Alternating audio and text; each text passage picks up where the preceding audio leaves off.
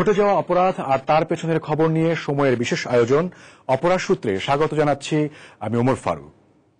সাধারণত জাল টাকা নিয়ে শোরগোল শোনা গেলেও জাল স্ট্যাম্প নিয়ে খুব একটা উচ্চবাচ্য নেই কারোরই, কিন্তু স্ট্যাম্প জালিয়াত চক্র নীরব ঘাতকের মতো সরকারের রাজস্ব খাতের ভিত্তি কুটি কুটি করে কেটে চললেও আশ্চর্য রকমের নীরবতা আমাদের প্রশাসন, পুলিশ আর গোয়েন্দা সংস্থাগুলোর। আর এ সুযোগে আঙুল ফুলে কলাগাছ হচ্ছে জালিয়াত চক্রের সদস্যরা। একটি কাঠের বাক্স নিয়ে বসে অল্প সময়ের মধ্যে অদৃশ্য কোন মন্ত্র বলে যারা হয়ে উঠছেন কোটিপতি। 100 ও 50 টাকার আঠালো এই স্ট্যাম্পগুলো জাল বলে দাবি প্রতারিত এই স্ট্যাম্প ক্রেতার। কিন্তু এগুলো জাল কি আসল তা বোঝার উপায় কি? অনেকের পরামর্শ, অভিজ্ঞ কোনো ভেন্ডারকে দেখালে তিনিই বলে দিতে পারেন এর আসল নকল। তাই অভিজ্ঞ ভেন্ডারের খোঁজে অপরাধ সূত্র।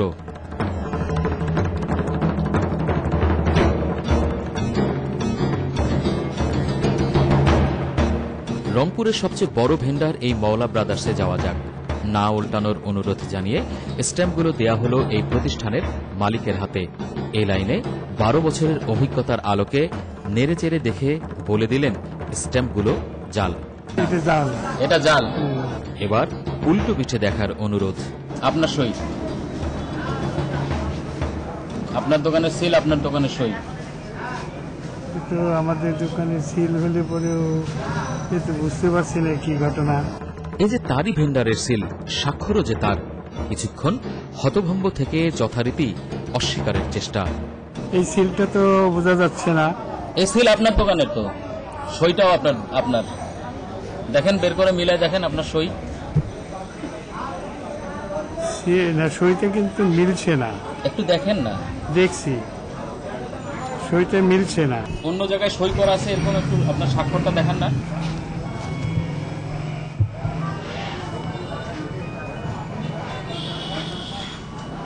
এটাই তো নাকি? তাই তো মনে হয় না, এটা মিলে না। আপনারা তোলেন অল্প, কিন্তু এত স্ট্যাম্প পান কোথায়? না, এটা তো আমি বলতে পারছি না। এটা কি আপনার নয়, এটা অস্বীকার করতেছেন আপনি? আমার কাছে কোনো এই যে সমস্তগুলি দেখালাম এছাড়া আর এটা তো মানে ভালো যেগুলা আসলে সেগুলি আমাদের সবসময় থাকে, এগুলিই থাকে। এই কটা স্ট্যাম্প তো আর বিক্রি করে না। আপনি মাসে কত টাকার স্ট্যাম্প তোলেন?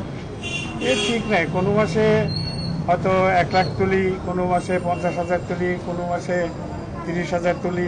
এর কোনো ঠিক নাই। যখন যে রকমের প্রয়োজন সেই অনুপাতে তুলি। এই প্রতিষ্ঠানের নাম মওলা ব্রাদার্স হলেও ভেন্ডারের অনুমোদন আছে আবুল কাশেম নামে।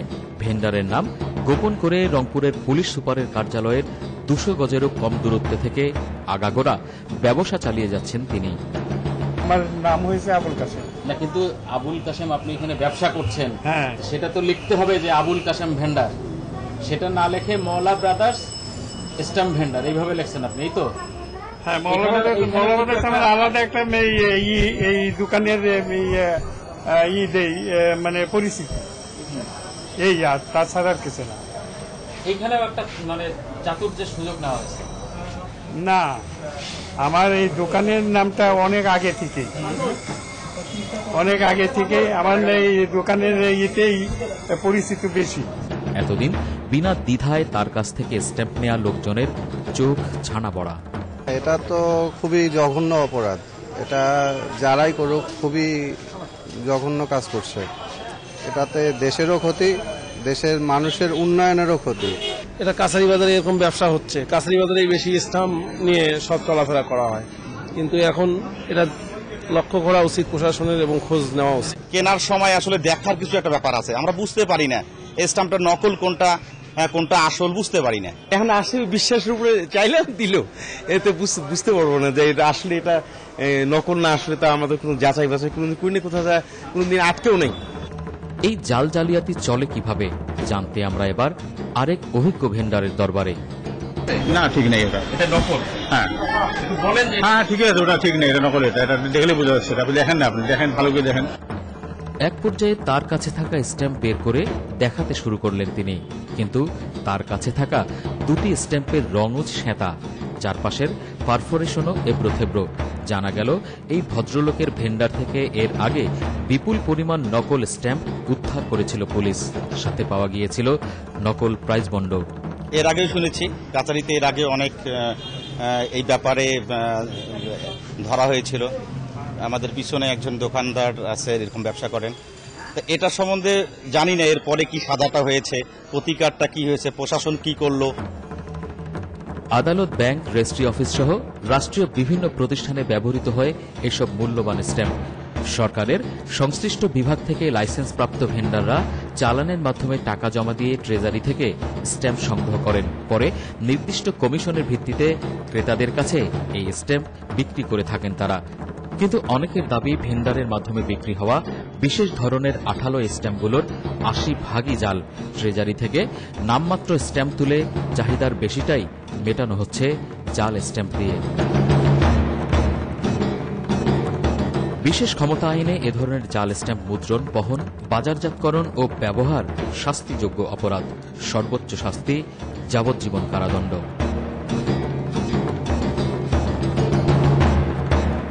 স্ট্যাম্প জালিয়াতির অপরাধের জন্য সুনির্দিষ্ট আইন আছে ঠিক, কিন্তু প্রয়োগ না থাকায় দিন দিন বাড়ছে এর প্রবণতা। বেশিরভাগ ক্ষেত্রেই স্ট্যাম্প, গভর্নমেন্টের স্ট্যাম্পগুলো জাল হয়, ডেমিগুলো জাল হয়। এতে গভর্নমেন্টের বিশাল পরিমাণে একটা রাজস্ব হারায়। যেখান থেকে স্ট্যাম্প সাপ্লাই দেওয়া হয় সেখানে যদি সুন্দরভাবে যারা স্ট্যাম্প ভেন্ডার আছেন তাদের লাইসেন্সগুলো যাচাইকৃতভাবে প্রদান করা হয় এবং তারা সঠিক পদ্ধতিতে এগুলো নিয়ে আবার মার্কেটে বিক্রি করতেছে কিনা, তারা সেটাকে নকল কিভাবে করে, এটা রেড করার জন্য যদি তারা মনিটরিং করত, তাদের যেগুলো এজেন্সি আছে যেমন পুলিশ ডিপার্টমেন্ট আছে, তারপরে গোয়েন্দা শাখা যেগুলো আছে, এগুলো যদি মাঠ পর্যায়ে সুপারভিশন করতো, ফলো আপ করতো, তাহলে এগুলো রোধ করা সম্ভব ছিল।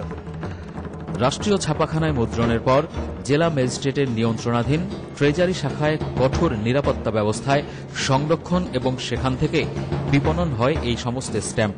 একজন ম্যাজিস্ট্রেট ট্রেজারি অফিসার হিসেবে এখানে সার্বক্ষণিক দায়িত্ব পালন করেন। কিন্তু সংরক্ষণ ছাড়া আর কোনো দায় দায়িত্ব নেই বলে জানালেন রংপুরের ট্রেজারি অফিসার। আমি জাস্ট পোস্ট রিসিভ করবো আর সেন্ড করবো। এখন বাইরে তুমি জালটাকে পুরো আনতে পারবো।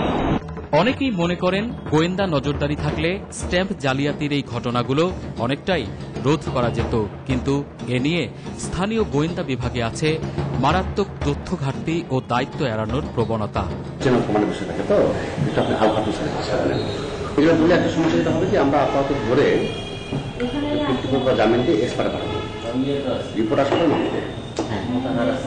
নাহলে কিন্তু আমাকে রিপোর্ট আসলে না, ওইটা আপনার মানে ওইটা ধরার সঙ্গে সঙ্গে আপনি নিজেও বুঝতে পারবেন কোনটা জাল কোনটা না, বলে আমার এক্সপার্ট না তো। এই জালিয়াত চক্রের তৎপরতা বন্ধে আইন প্রয়োগকারী সংস্থাগুলোর সক্রিয়তা বাড়ানোর পাশাপাশি জনসাধারণের সচেতনতা বৃদ্ধির পরামর্শ দিয়েছেন অপরাধ বিশেষজ্ঞরা। ঘর ছেড়ে দিতে বলায় বাড়িওয়ালার স্কুল পড়ুয়া ছেলেকে হত্যা করল ভাড়াটিয়া। বিরতির পর থাকছে সাভারের সেই চাঞ্চল্যকর হত্যাকাণ্ডের খবর।